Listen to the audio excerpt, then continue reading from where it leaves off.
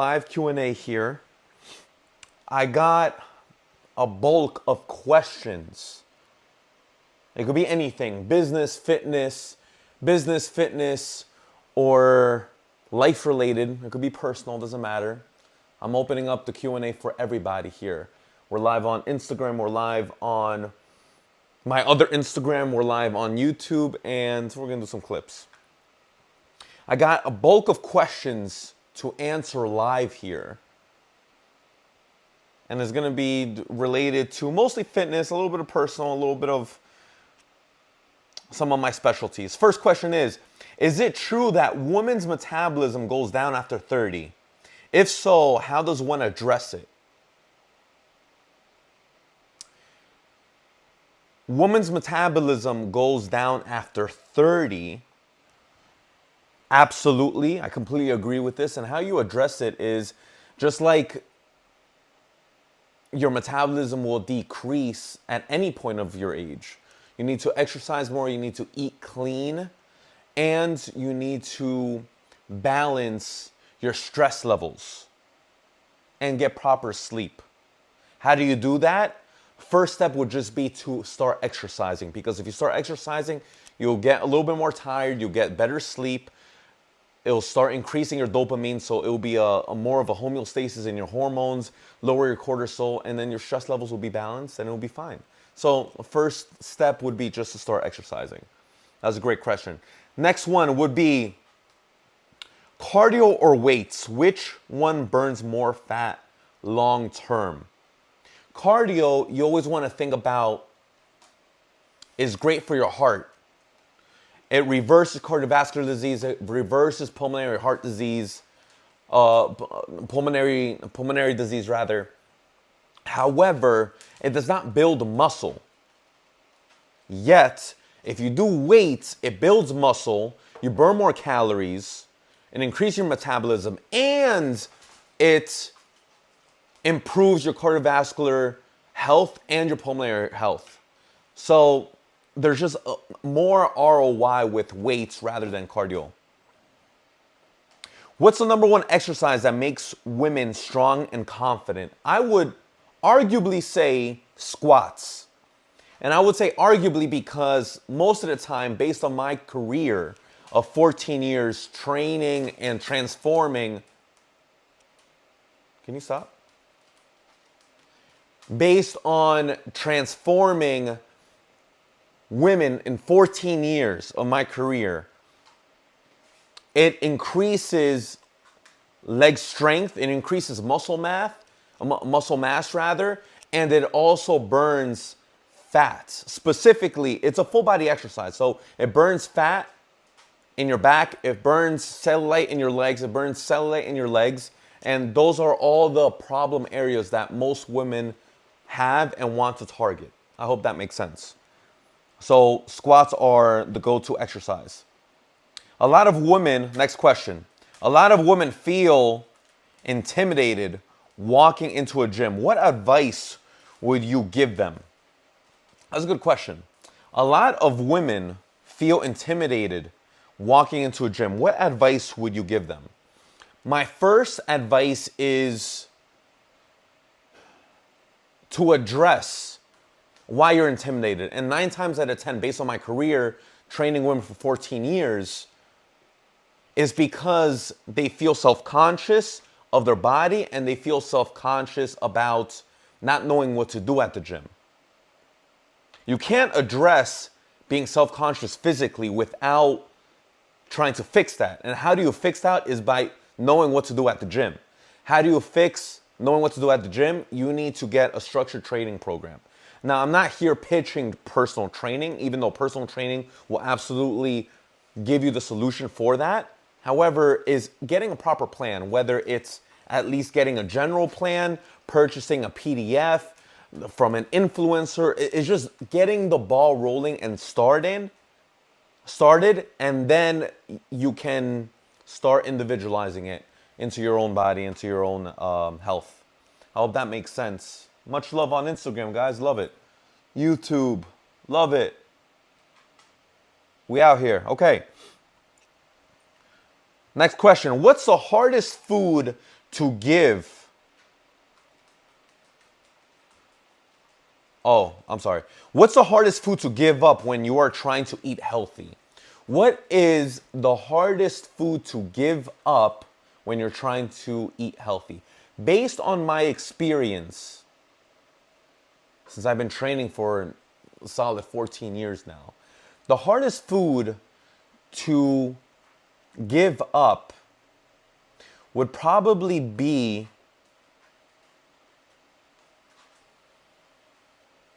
that's a good one, man.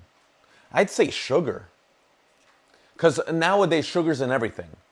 And I'm saying for the general public, sugar is in absolutely everything. Unless you're in a carnivore diet, unless you're in a keto diet, even though those are the best diets to go on, it's not sustainable for the general average person. So that being said, how do you choose between sugars? First things first is choosing between whole food sugars rather than processed sugars. Processed sugar is anything that's coming in plastic, a jar, a can, anything preserved. If you need to physically open it somehow from plastic, is bad. If you could get it naturally, it's good. Next question is, how do you know if you are eating enough protein for fat loss and or muscle gain? How are you eating enough protein for fat loss or muscle gain? That's a phenomenal question. A great rule of thumb for a general average person is consuming 1 gram of protein per pound of body weight. Now, if you're a little bit more experienced and you'd want to see results faster, I would say anywhere between 1.5 grams per pound of body weight to 2. It may sound like a lot, it may seem like a lot. Writing it down, it looks like a lot, but trust me, if you have a solid plan, it's not. Next question that I have here.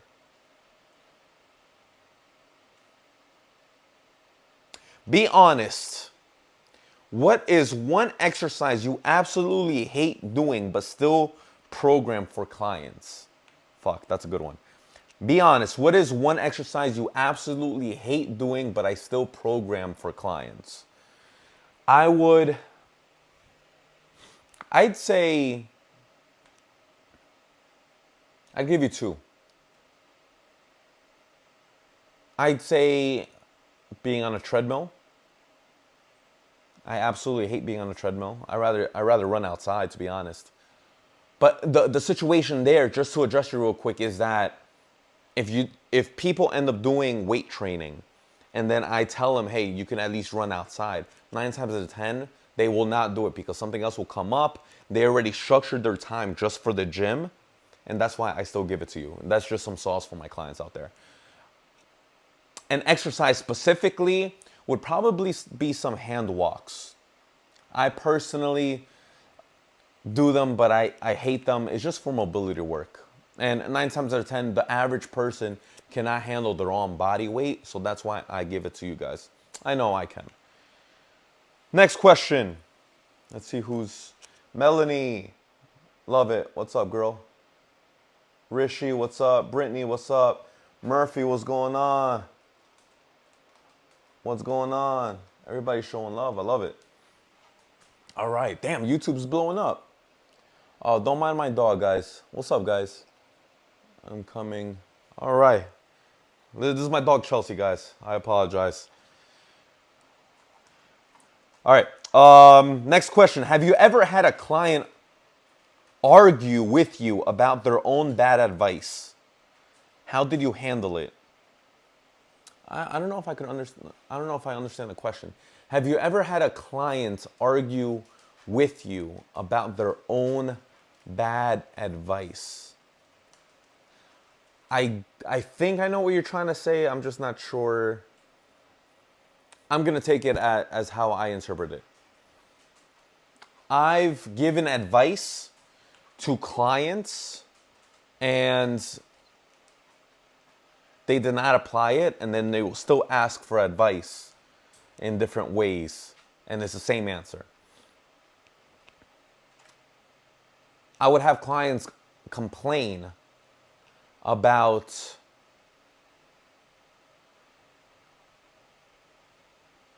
lacking the time of going to the gym on their own. And that's very popular with clients. However, the situation, because time is our greatest currency, and I understand that, but that's where time management really comes into play, guys. If you know how to manage time, then just like you save 5 to 10 minutes brushing your teeth every single morning before you start your day, you should do that and schedule it. Even if you're a calendar person like myself, putting it at your calendar, and it's a non-negotiable, just like brushing your teeth every morning, whether it's a half hour or 45 minutes. Now, to address this question, I've had people train with me 2 times a week. They would have issues working out by themselves for a third time, 1 time a week by themselves. Yet they would complain that other people are not working out because they don't know how to manage their time, yet they cannot manage their own time, if that makes sense, to fit in something a third time a week by themselves. How did I handle it? At the end of the day, it just comes down to having your clients realize that they need it, and sometimes you just need to kind of reward them if they do. And if they do it, they're going to notice that it's possible. They're going to notice that they're going to see better results, and then they continue doing it, and that's how a habit is changed and made. Next question is, have you ever had to drop a client? Absolutely, all the time. I personally have dropped clients for not being coachable. I personally have dropped clients for not being professional. I've personally dropped clients for always being late in person. I've dropped clients for being disrespectful. And at the end of the day, I respect my career. I respect my time. And if my clients whom have the problem and I have the solution cannot respect my time and my career, then they need someone who's a little bit more unprofessional and at their level so that they can maybe bond and waste each other's time, to be honest. I have no problem doing that. Changing lives is the most important thing to me. It's not really the money. Next question is, what's the biggest mistake women over 30 make when trying to tone up? This is easy. What's the biggest mistake women over 30 make when trying to tone up? Simple question, one word is cardio. They depend on cardio. Don't depend on cardio, depend on weights. You do weights, you tone up, you start seeing results, and you maintain the results you end up gaining. Next question is, what's the hardest mental battle you face with fitness? What's the hardest mental battle you face with fitness? I'm human, guys, and just like everybody, just like my clients, just like my followers, just like everybody here on my live, I wake up extremely early, and sometimes I need that extra 2 minutes or 5 minutes of extra sleep of shut-eye. But unfortunately, I have, a lot of people depending on me. I have my clients depending on me, and I hate being late, so I have to show up even though I'm exhausted. But a cold shower always helps.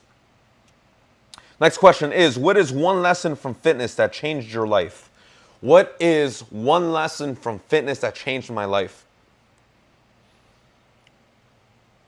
It's absolutely discipline.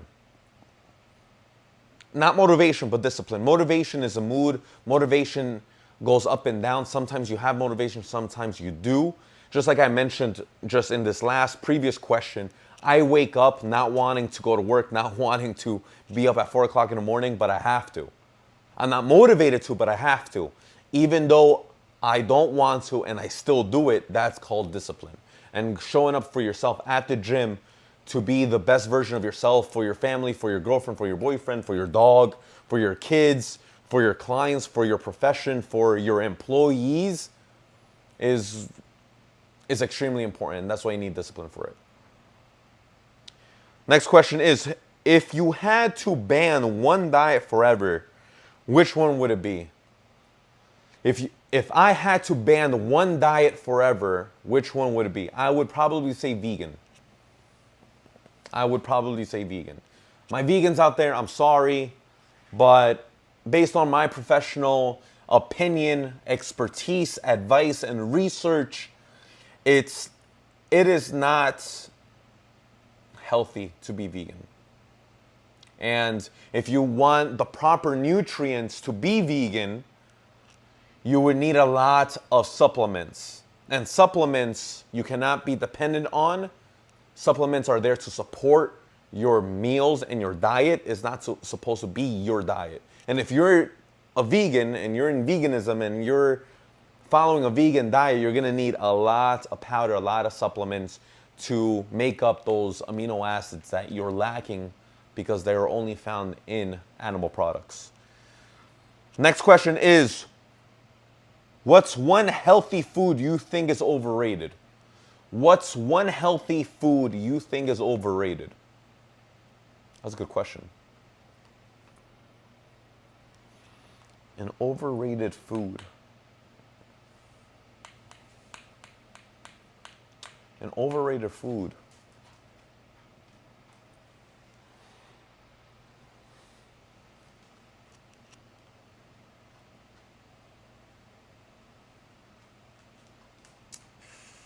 Ooh, damn.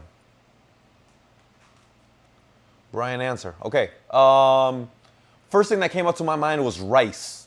Rice is a healthy, overrated food. And I say healthy because a lot of bodybuilders depend on rice to get their carbs. However, is there a more nutritious benefit to consume for sugar and or carbs as fuel instead of rice? Yes. I would argue whole fruit is an amazing way to get your carbohydrate intake or your sugar intake and not rice. There's absolutely no nutritional value in rice. That's my opinion. Don't kill me, rice people, but that's just me. You could easily have fruit who have the same amount of carbohydrates and sugar, however,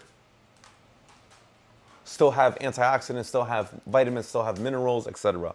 And it's organic. What's your go-to meal when in a rush and still trying to hit your macros?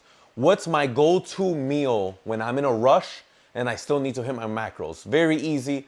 It's a coffee protein shake because I cannot have enough caffeine throughout the day. I have almost like 6 cups of coffee a single day. Plus I need extra protein. So I end up double or triple scooping my protein intake. And I put in some coffee in there, some espresso, mix that bitch up, and that's my protein shake. That's my go-to meal if I'm in a rush. What's one thing that fitness coaches do on social media that makes you cringe? What's one thing fitness coaches do on social media that makes you cringe?